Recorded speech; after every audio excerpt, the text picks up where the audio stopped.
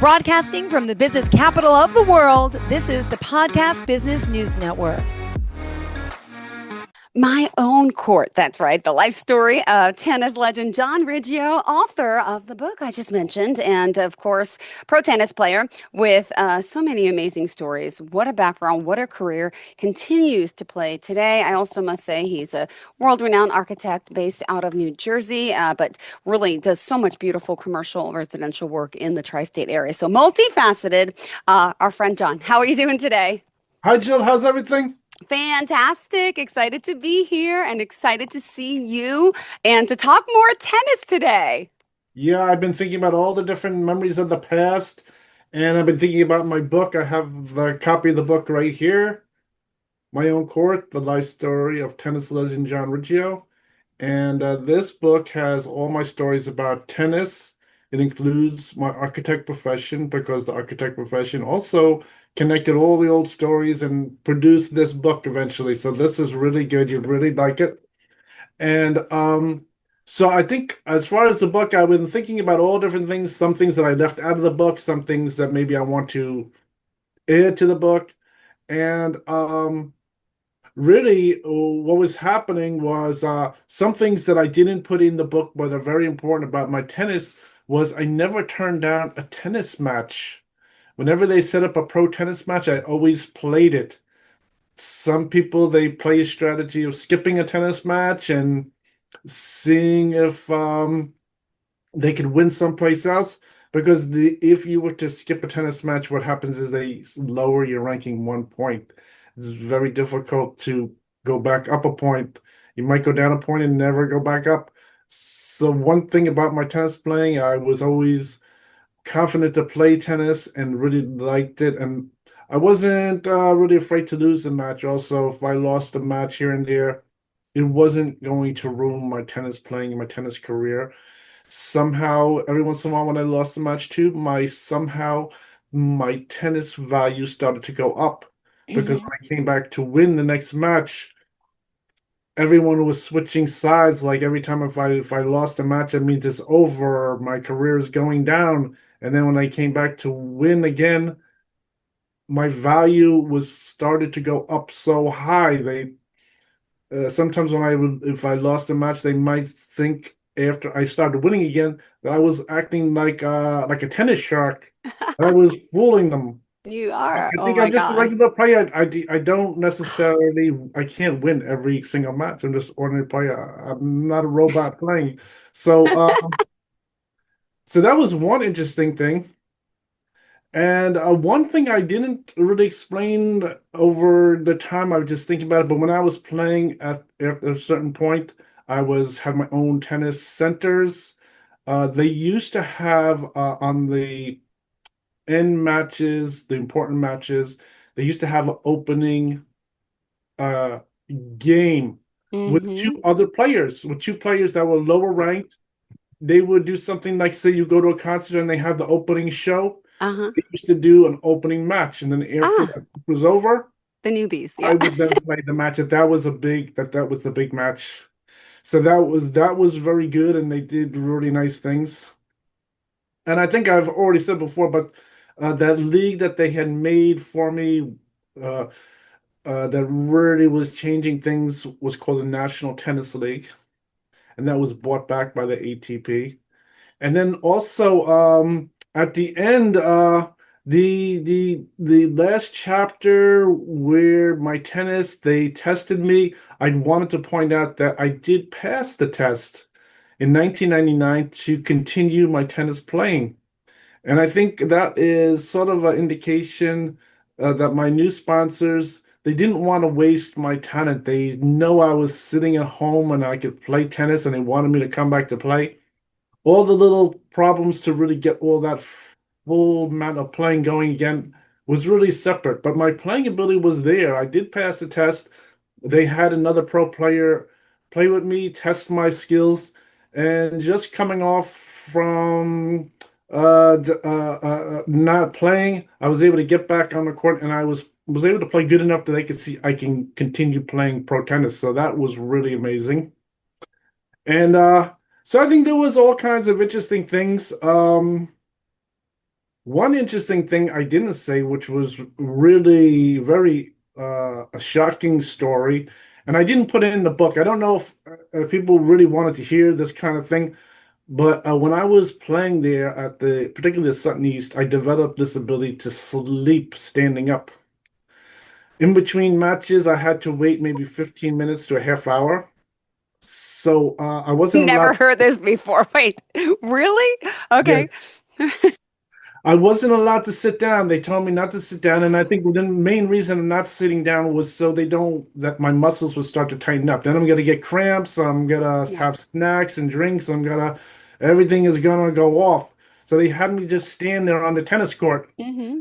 and I started to learn how to first start to go to sleep, and I could really go to sleep standing up. But what started to develop was this very interesting thing also at that particular location was since the tennis bubble was put in place, it's brand new. I have a new manager there. They haven't been there for like 10 years. It's brand new. It's just opened. So they didn't know that rats would start to get into my tennis court. And they didn't have traps set up before the tennis playing was going. So this kind of thing developed without anyone knowing it. And what happened was, as I was sleeping, standing up, uh, what was happening was the one time there was like a rat sleeping on my sweats while I'm standing up. And sometimes I would hear like noises or something, and I'd start to wake up and I wonder what it is. And there's like a rat underneath, for instance, the top part of my sweats. I used to pull the bottom top of like track sweats. They look similar to track sweats. So you put the bottom on, you put the top on with a zipper. And the rat somehow started sleeping with me. And I remember there was like one rat one time. One time even I woke up standing on the court and there was two rats. One was in my leg, the other one was in my jacket and the top part of my sweats. Hmm. So I couldn't believe this. At first I start to wake up and I feel the rat on one side like this, and then I feel the rat on my leg, and I start to, shake them off with it all. And I think when this happened, they usually just run away. Hmm. But I think it sort of became a little funny because when I told the manager about it, they thought it was funny. They of course he went back and told the sponsors about the rats, and they thought it was a little funny because like they wondered why the rats were acting so friendly with me. They were sleeping uh, on my sweats, and they thought it was strange. I think what happened was it came to sort of sort of a point where one day the rat was went crazy. The rat wasn't a happy rat anymore, and the rat tried to attack me.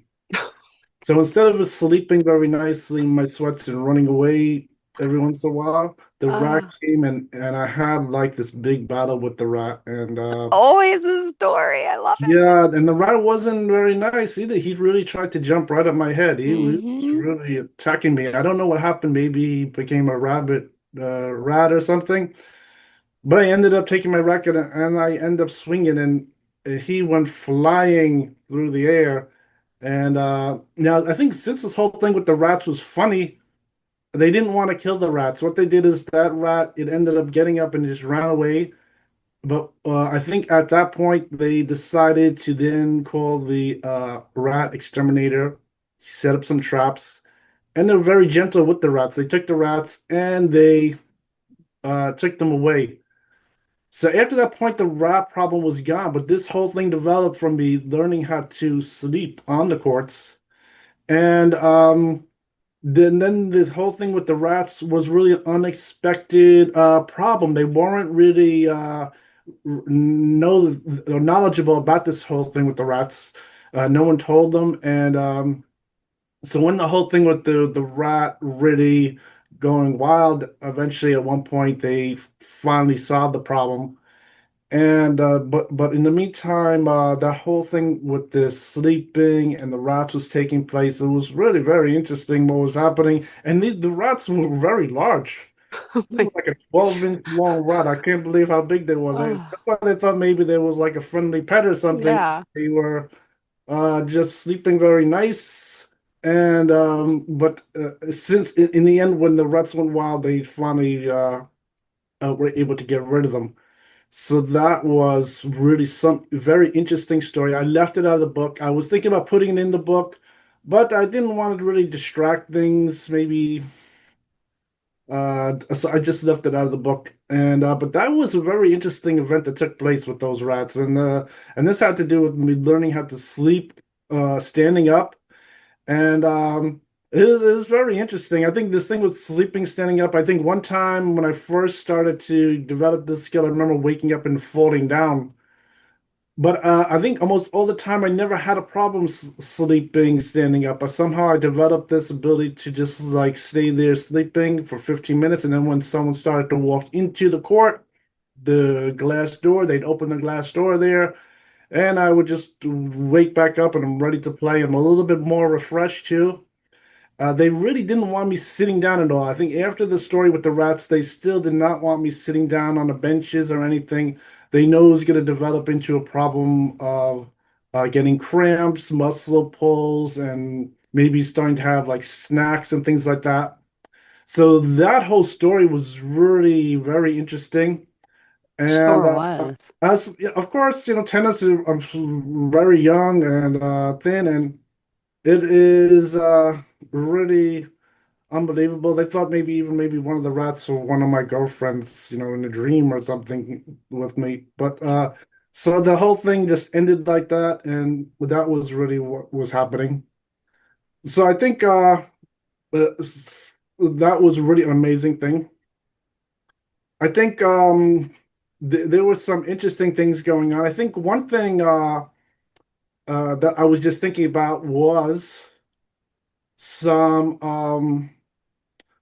college stories. One thing I left out of the book, but is very interesting, was this whole Wow. thing with going to college and playing tennis. Now, at first, I described this that I was accepted into Clemson, and that's with the help of I received a recommendation from my coach, and I was accepted in 1984, but way before I even graduated high school. Now, since that didn't go ahead, and that didn't go ahead because of my parent, what happened was after that was I received some help with a college advisor, and the college advisor gave me some tests. I took the CLEP test and everything like that, and of course, it proved like they thought that I was a very smart student. And this was had to do with architect work. So at this point, the Clemson with the tennis, I still make contacts with them. But as far as the everyday education and my professional architect career, uh, they submitted some applications, and one school that I was accepted to was Cooper Union. Now, Cooper Union really liked me. I visited the school.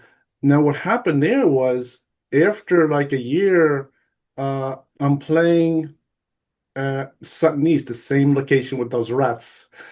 And but what happened was, my sponsor, Gloria Vanderbilt, she's very nice. She asked me about college, and when I told her I was accepted into Cooper Union, and she told me that I was told the whole story about how they own Cooper Union. Uh, her husband owns Cooper Union, I and didn't know that. Okay. they gave me a scholarship to go there for free. So I was like, okay, I was really happy about that.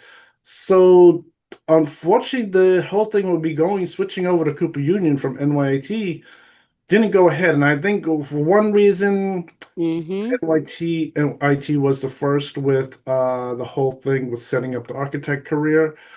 They think they had preferential um or I would have to go to their school first, unless they really. didn't want me to go there. And then after that, after the whole thing, I was accepted into Cooper Union, was I received a free scholarship from the Vanderbilts, and I went over to their admission office in Cooper Union, and unfortunately, it was a little sad story. So I didn't add it in the book because it didn't work out where I Yeah. switched schools. The administrator there at the Cooper Union, he had my folder. He saw I was accepted into school, and it's in writing there. And but he didn't like the idea of me getting free funding from the owners of the Mm. school. There was a little separation between the owners of the school and the board of directors of the cottage. So instead of working out the problem, which they probably easily could have, the administration didn't have me go to the school. Even though I was accepted, I think if you're accepted in school, you should walk over to the admission office, to the bursar, you pay the fee, they give you your courses, and you're in the school. Most people would do that. But since they made a big controversy of it, it ended up that instead of getting free cottage that was worth like $50,000 back then, my sponsor ended up having to pay $50,000 to the lawyer to get the guy off of the board of directors. So that is a sad thing. So a lot of their efforts went to for solving that problem, but I didn't switch over to that school. So Wow. that's one thing. So this whole situation also with my college NYIT at the lead, and since I'm situated close to the tennis, worked out very good. I didn't really even have to discuss it. Next college was Yale. I was a very smart student. They could tell I have the National Arts Scholar designation, and they approved me to go to their school. After a few phone calls and interviews, the idea of going there was very good, but unfortunately, there was some serious sad things. One of them was the dangers of me going to school and possibly them wanting to get me drunk and I could get killed. And Yeah. that was a real serious conversation that was taking place. The next one was driving an hour and 45 minutes from Connecticut over back to the National Tennis Center on a weekly basis was going to wear me down. So there was some unknowns. So since there was some unknowns and NYIT was really the first say in where I go to school, I didn't go over to Yale. I stayed at NYIT. And that was just like the present situation. So those are some interesting stories about colleges surrounding my career. And I think some of those were very stressful. This whole thing was very stressful. The stories with Cooper Union, I ended up talking to them a few times over the years. Yale, I talked to them a few times over the years. It was very stressful. Um, but everything worked out very nicely with my architecture going to NYT and having I'm local over there and I could just drive over to the tennis center, just drive over with my sweats on back to cottage, and everything worked okay. So that was just some very interesting stories that were taking place. Got it. And Wow. also at that time, uh, I was saying I didn't put it into the book, but one of my friends was really Jennifer Lopez, who's the uh, well-known music entertainer these days. And she was really there because her contract size was about the same size as Ah, mine, 25 million and 50 million. And she was a good friend of mine. She was really a girlfriend, and I knew her pretty well. I used to talk to her. I didn't elaborate before, but I did just the basic things. Used to talk on the phone with her, and she's ordering nice lady, so it was pretty good. I didn't put it in the book because I didn't want to really uh, give a complete, concise encyclopedia of everything that happened. And that is basically what happened. But I knew her a number of years, in fact, longer than Britney Spears. So that is one interesting story. And one thing about her I was just thinking about recently was she's someone who was standing alone, which is similar to me. We're about the same age. I'm 57 now. She's about the same age, 57. We're about the same age, and I noticed we at the tennis, she would come to my tennis center. She would come there alone. Some people always made sure they were there with one or two friends. So she was always able to stand alone. Maybe it's our generation that was like that. I don't know. But I was always like that. And one nice thing about tennis, with pro tennis and going to the tennis center that even though I would go there alone, there's so many people that know what I'm doing and they are backing me, knowing they want to keep me safe. So I would go there and say my coach would know I'm there, my sponsor would know I'm there. They have a manager, and they would check up later how I am, call me before I go there. So I was very insulated, and that Yeah. goes all the way back to um, starting when I was sponsored at 9 years old. That someone was watching what I'm doing when it came to tennis, that they were concerned about me, making sure I'm safe. I think the one very interesting thing is now that I play a lot of recreational tennis, it's completely different. You're all on your own, and no one knows what you're doing. No one Yep. cares what you're doing. If you go and you play flexi, you meet a stranger someplace on a court. You're all alone. No one's watching. It isn't really as good an experience. The pro tennis, one nice thing about it is that everyone knows you're playing. A lot of people are rooting for you, of course, to win, and they want to make sure you're safe. So that was one interesting thing about playing tennis. So when I'm talking about these stories, it's a story that's really where I'm insulated and I'm playing and there's somewhat safety. The only little openings where things aren't safe is sometimes leaving the tennis court Yep. or from the home traveling to the tennis court. Hmm. I think at the time, particularly the '70s, there was a lot of things started to come up at that point. One of them was a protest outside the uh, tennis center, and that was a little dangerous because getting past the protest and into the tennis center was a little dangerous. And some players that I was going to play, they made the mistake of walking right past the a group of protesters. And by doing that, they ended up getting hurt. One of them got hit and he ended up having a big problem with one of the protesters attacking him. So he even had to go to the hospital. He had to go to the hospital and then he had to come back later. He had hurt himself. He got hurt and the other guy ended up having a problem too.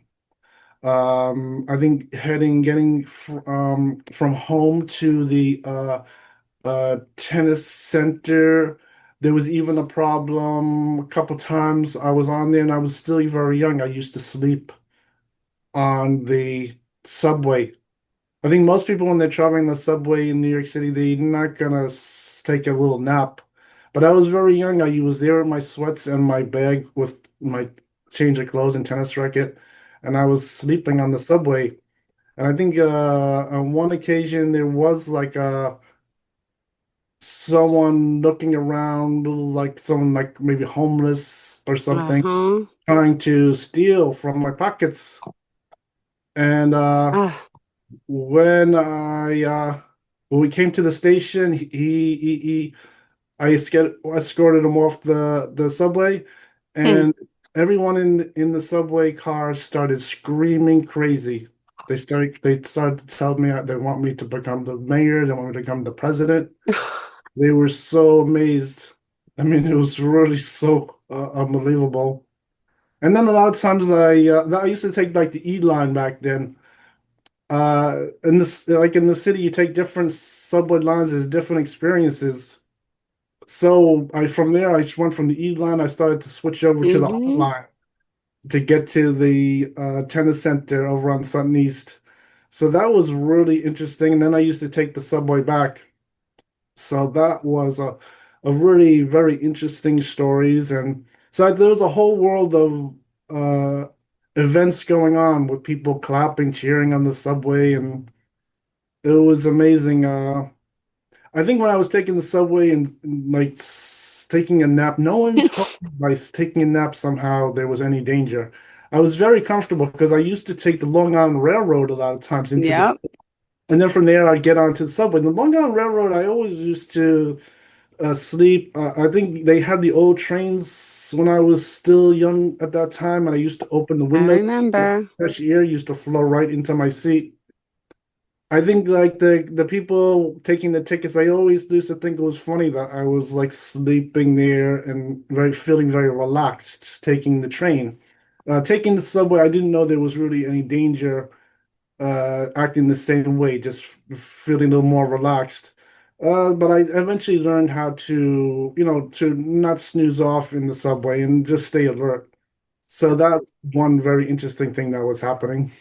Oh my goodness. Well, we're almost out of time. In our last minute, we got to wrap it up here, if you don't mind. I just also want to make sure we promote my own court, the life story of tennis legend John Riggio, the book. I know it's kind of hard to see here. When you hold it up, it's even better. Go ahead. Yeah, so recently I've been going to some book shows Mm-hmm. and I've had some people come up and they really wanted to have a signed copy of the book. I have one picture of the book I could show you of someone I gave the book to, and they're really happy about it. Let me just get the this here. And you can see this young lady here. She has the book. I signed it for her. I even put some of them in this like little plastic cover so they don't get ruined in the rain. If because I don't know if everyone has like a bag with them, a plastic bag, and so I have this little wrapper around there.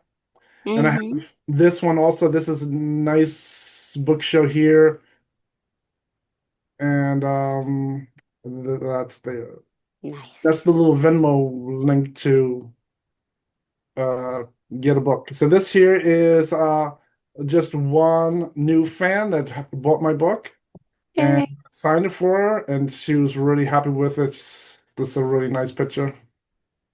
Oh my goodness. Well, thank you for sharing and congrats. This is awesome. JohnRiggio.com. Google him, join the Facebook page, John Riggio Pro Tennis. And of course, looking forward to talking more tennis, more architecture. You got it. You do so much. Thank you for being here.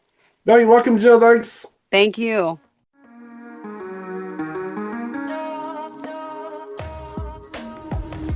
Broadcasting from the business capital of the world, this is the Podcast Business News Network.